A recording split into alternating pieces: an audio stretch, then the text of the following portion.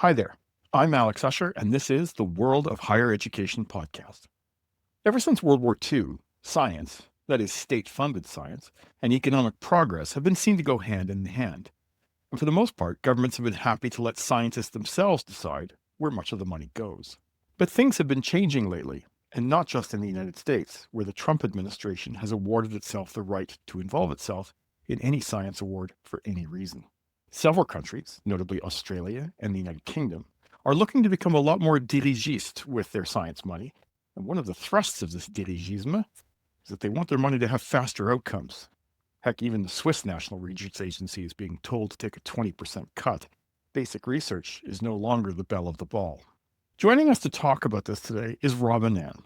He's the president and CEO of Genome Canada, a federally funded research agency based in Ottawa.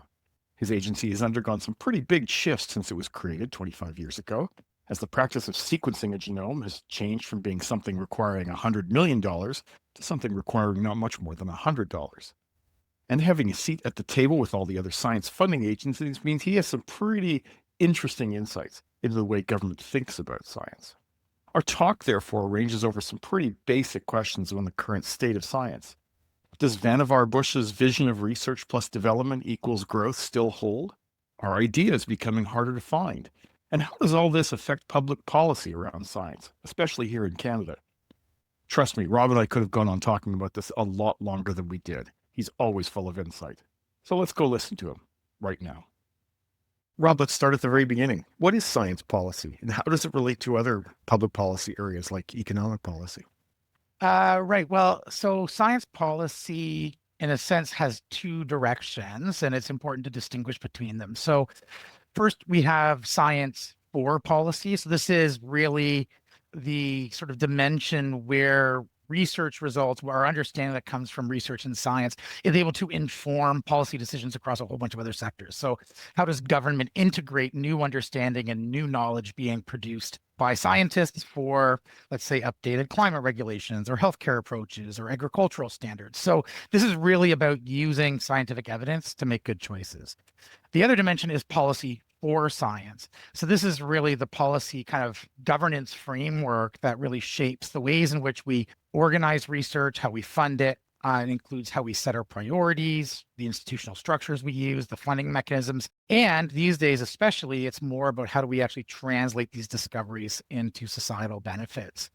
So in both cases, we don't want to think of science policy as something that is distinct from other areas of policy like economic policy. In fact, it's deeply integrated. So we want to make sure that we have, the most effective approvals, innovations, regulations, and so on across policy areas so that we can be economically competitive. We don't want our building codes based on 1920s technology. We don't want health policy based on science from the 1800s, although these days it feels increasingly like going in that direction. But also the policy for science side is also really important. We need to be thinking about the ways that we're actually structuring and supporting our research matters so that we can get the most, in effect, kind of bang for our buck when it comes to addressing big challenges we have around health, environment, economy. So, science creates knowledge, of course. So, investing in science for intrinsic knowledge matters. But if we're really looking to address the big challenges that science can sort of help us address, then we need to be thinking constantly about whether or not we have the right policy for science. So the very big, simple case, I guess, for governments subsidizing science, it goes back to the end of World War II and Vannevar Bush and the endless frontier and all that kind of stuff. And basically it says we pour money into research, which takes place mostly in universities, at least in Canada. And then some kind of miracle happens, and what emerges is development, D, and that creates economic growth, and it creates good paying knowledge economy jobs, et cetera, et cetera. I guess the question is really, was that model ever true? Like, was it ever a realistic representation of how science turns into economic growth? And if so, is it still true today? Yeah, I don't know that it was ever actually entirely true, although it's always been very compelling. So that paradigm, that idea of how science works has been around for, as you say, about 80 years. And the idea is basically akin to trickle-down economics, right? If you just give smart people money, they're going to create knowledge and then everyone's going to benefit. Unfortunately, that model has the same problems that you have with trickle-down economics, which is that, some benefits do diffuse through the economy, but it's really inefficient. The time horizons are really unpredictable, and clearly not everyone is benefiting in the same way. So there are definitely some challenges with the model itself, but really, as your question sort of implies, it's never entirely been true, and it certainly isn't the way that, so I guess maybe sort of transformational advances have happened, the ones that we think of as the sort of scientific and technological sort of markers and milestones of the modern age. This wasn't just curiosity-driven research kind of somehow magically turning into benefits. Think about what we were actually doing. Things like the Manhattan Project, NASA and their moonshot, DARPA creating the internet and a variety of other technologies, Human Genome Project. So this isn't just like basic research and then kind of waiting for good things to happen. These are very specific challenges that involve a lot of coordination, a lot of specific outcomes, and they create a lot of spillovers along the way. But in addition to these, which were largely government created, we also had a whole kind of middle section of kind of industry research. And this is kind of the industry research ecosystem of corporate R&D labs and research parks. This still continues today, right? Think about big advances happening and it's, Google or Apple or NVIDIA or Moderna. Lots of companies pouring a lot of money into actually making research happen. So in Canada, certainly the university paradigm is the dominant one. There's a lot of reasons for that, and we can get into that. But that Vannevar Bush model has never really been the only way of advancing science, certainly. I think you said, look, it's a compelling rhetorical case, right? And one of the interesting things about that story is basically, I spend money on research and development comes out the other end. Makes sense at the global level, right? Like it's a story about science and science is global, but funders are national, right? And so when you try telling that story at a national level, I think it becomes really specious at a certain level because in Canada, something like 95% of the technology we use, maybe higher, is invented elsewhere. What we spend on basic research has almost no relationship to the kind of technology that gets used in our economy. And I guess I wonder whether or not governments understand that. And as a result, they underinvest in research because there's such an incentive for smaller countries to free ride.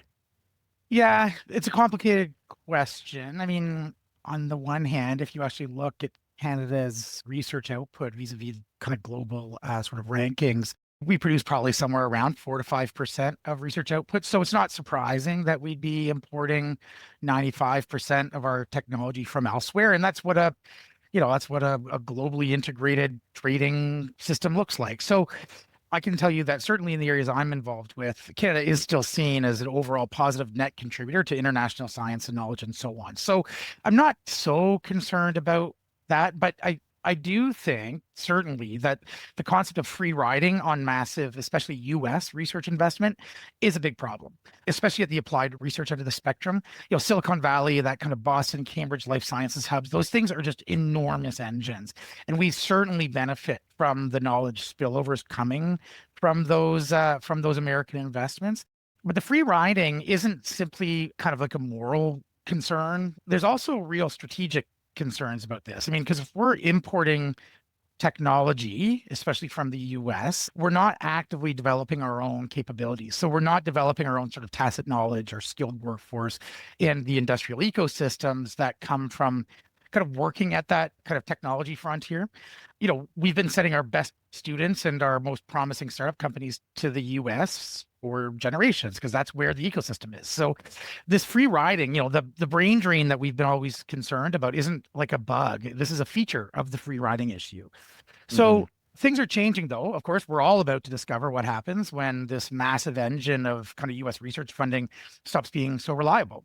And it's not just Canada that's been free riding, right? Global research has been driven in large parts by these massive investments in the US. And free riding kind of assumes that we're going to continue to have access to not just the technologies, but also the knowledge and the databases and so on that the US has been producing. So we're entering now an era where the US sees these as sovereign assets. And if we're not in a position to control our own, genomic databases, our own AI infrastructure and so on, we're going to be very strategically vulnerable. So I've seen in the last few months, there's a number of countries who are making turns towards what I would call a more utilitarian organization of science. And it is pretty clear that events in the US is driving this in part, either as a model or a cautionary tale. Australia and the UK are talking more and more about making their higher education institutions specialize in research area because they think bigger is better. New Zealand is retreating wholesale from investing in humanities and social sciences. And I guess my question is the West at some kind of turning point for research management? Are we changing the model now? Yeah, unquestionably, I think the answer is yes. I mean, frankly, everything is changing, right? So it's not surprising that we need to think about our kind of science policy and how our research institutions need to change. The drivers for this are complex, right? There's economic changes, of course, happening on the kind of the global systems. We've got misinformation, particularly in science, kind of contributing to increased mistrust of institutions, anti-elite sentiment and so on. So this isn't simply about how do we become more economically productive. It's about responding to a very different kind of social order and rebuilding or sort of reimagining what that kind of the social contract that exists between those who are actually developing science and research and the societies that we serve. So yes, things are changing and things have to change. And the question here is sort of, how are we going to change this, right? What do we do in Canada? Are we just going to kind of copy what others people are doing? Are we going to cherry pick like kind of the best ideas, or do we sort of do the harder work of sitting down and maybe working kind of from first principles about what does Canada need, what makes sense for us, what is strategy imperatives that should drive our policy development? And we need to change, and it's going to be hard. I mean, change is hard. Universities have been around for 1,000 years, and not because they respond to every change in the weather, right? They're designed for stability. They will survive this, but all of our institutions are going to need to think differently. They're going to look different and function differently, maybe act at a different scale. And we need to be rethinking, in a sense, kind of what the research policy landscape looks like in terms of delivery. Maybe it's not primarily through universities anymore. Maybe we need to be thinking about colleges and polytechnics in a different way. We need to be thinking about not-for-profit organizations that can work in different ways, other levels of government, industry, so on. So we need to be thinking about a lot of other vehicles. It seems to me there's one other thing that might be reshaping science, and I'm thinking of the 2020 article in the American Economic Review by Nicholas Bloom, a Stanford economist, and he argued that ideas are getting harder to come by. To simplify enormously, what he was saying is it takes a lot more time and a lot more researchers to make a certain quantum of scientific progress. It just takes more than it did 20 years ago, 40 years ago, 60 years ago. Do you think this is true? And if so, what's the implication for science policy? Do we just have to live with the idea that we'll pay ever increasing amounts for the same amount of discovery? Yeah, I mean, I know the paper and it's probably true, but I think the picture is more complex than that. I mean, in well-established fields where we have picked the low-hanging fruit, then sure, marginal progress requires more researchers, more resources, and more time. But that's kind of a circular argument, right? Mature fields are mature. I mean, but other domains, we are seeing like explosive, almost breathtaking progress. Like where I live, I get to see the future kind of invented every day as it crosses my desk, right? Cell and gene therapies, mRNA platforms, sort of immunotherapies that are turning cancer from death sentence to kind of treatable conditions. These are astonishing developments. And even if they're not making headlines for like, on kind of our, I don't know, our Twitter blue sky kind of obsessed world, the progress is really astonishing. And of course, I look beyond that into areas as we understand, like quantum computing, AI, synthetic biology, a field that barely existed a decade ago now, redesigning organisms from first principles, like material science. So there's lots of areas where I think actually we're seeing unbelievable progress that was unimaginable, say, a decade ago. So yeah, it's true in some fields, but it's less true in other fields. And I think that that's kind of an argument for why we need a more strategic focus and not just kind of diffuse investment kind of across every discipline. Okay, so let's shift the talk to Canada specifically. I've always thought that Canada was a bit of an outlier internationally in science, in that we do a very high proportion of our research in universities rather than other types of research facilities, either public or private. And we run a very high proportion of our funding through grants to individual PIs rather than to institutions. Is that a fair assessment? And does that give us an advantage or a disadvantage in terms of producing science? Yeah, I think that's probably fair. Canada does funnel probably a disproportionate share of our research funding through universities and individual PI grants. We don't have the same kind of, say, government lab infrastructure that we see in the US. We don't have kind of intramural NIH programs and big national labs in the same way. I mean, we have the NRC, obviously, but it's not doing work at the same level as you see in the US and some other countries. And we also have a lot less kind of direct industry R&D support than you see in other countries like, say, Germany or South Korea. So I think we are probably more university centric and PI centric, and there's lots of reasons for that. However, like before kind of pointing to that as maybe the problem, I think we have to acknowledge there's a lot of big advantages to that model. It really does produce like, the high quality education for a broad base of students. The fact is that we've got tens of thousands of students at our best universities who are all still learning from actual research professors. That's amazing, right? So it's not just some narrow elite that gets access to that. I think that's important. You're certainly helping produce a large skilled workforce that way. Definitely matters, right?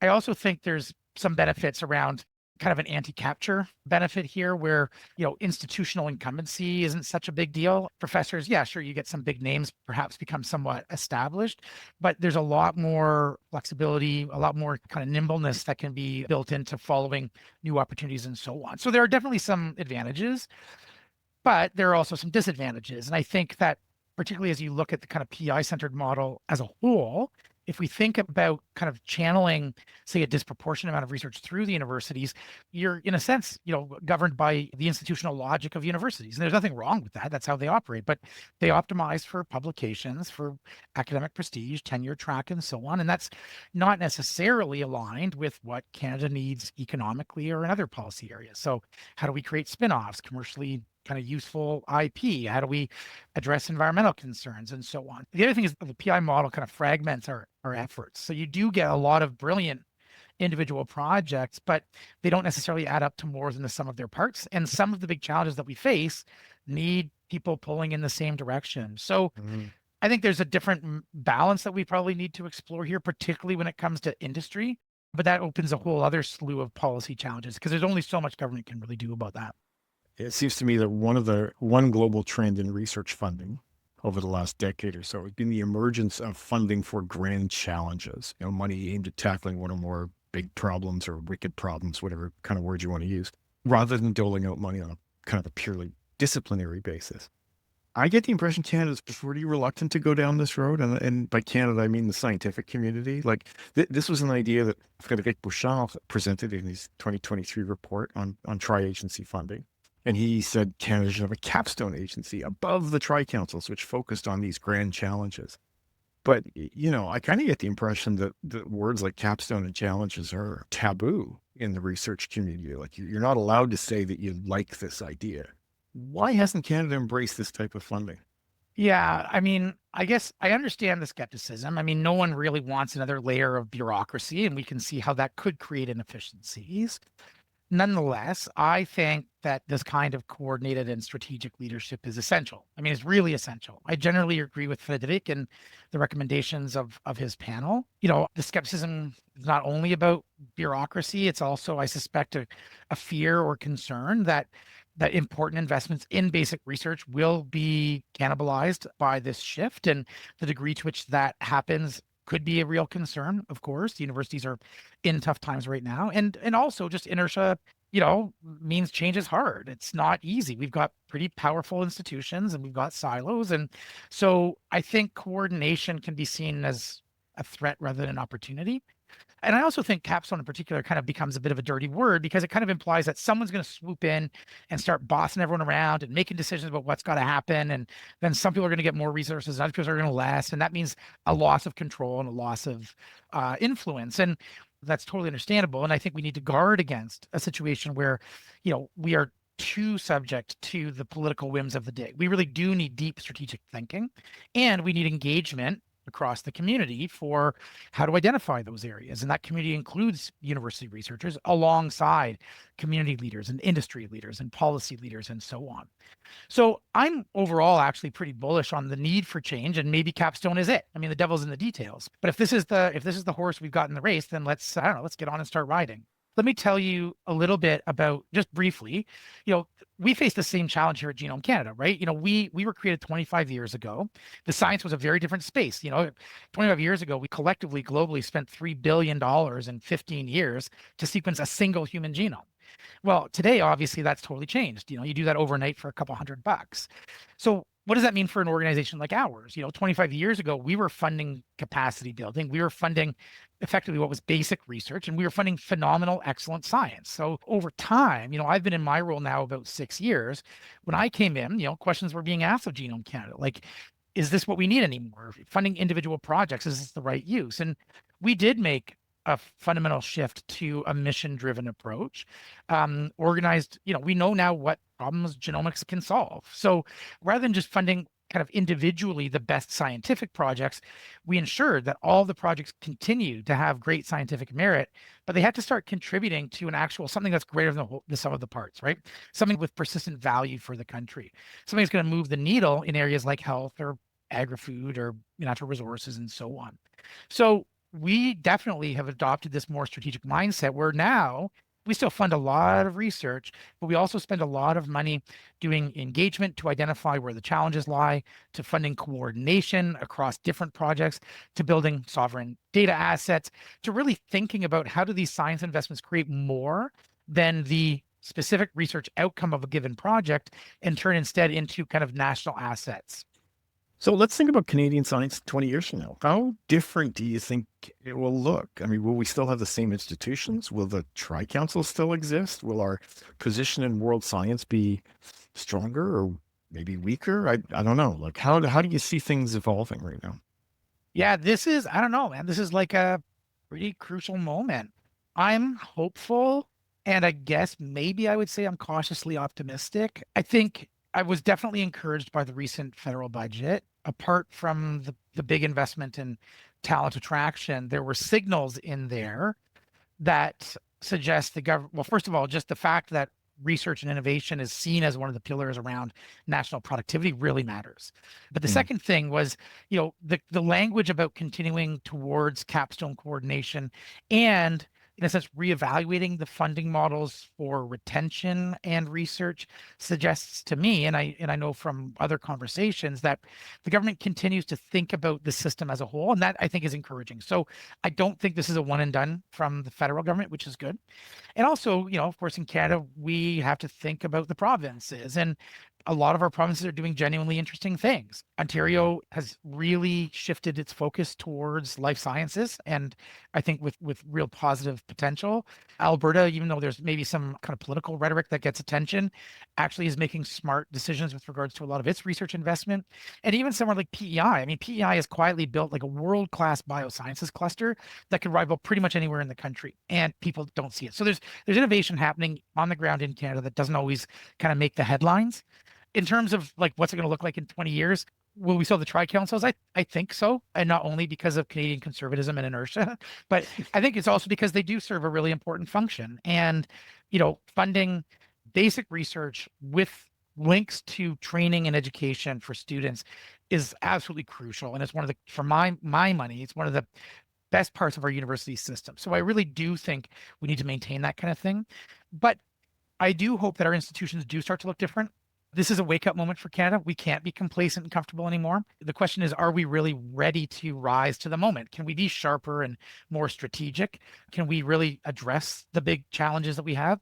Can our science community evolve from kind of what has been, sure, like an uncertain funding environment, but reasonably comfortable to one where we see ourselves as true partners and contributors to the national challenges that we have. And those are economic, those are climate, those are health, those are social. So I think I have hope in our ability to evolve. What I see from Canadians in this moment is positive. The fact that Canadians still trust science by and large is an important point these days. The question is, can we leverage all of these great advantages we have in terms of talent, infrastructure, resources, and so on, to actually make the changes necessary to ensure that research contributes effectively to these challenges. I'm committed to doing that. I see a lot of people around me who are, and that's what gives me the cautious optimism. Rob, thanks so much for being with us today. Yeah, thank you, Alex. This was great. And it just remains for me to thank our producers, Tiffany McLennan, Sam Pufek, and you, our listeners and readers, for joining us. If you have any questions or comments about today's podcast, please don't hesitate to get in touch with us at podcast@higheredstrategy.com. Next week, our guest will be me. Next week is the release of the World of Higher Education Year in Review, our new annual global scan of developments in the field. I'm very excited to tell you all about it, which I will do next week with Tiffany asking the questions. Hope to see you then. Bye for now.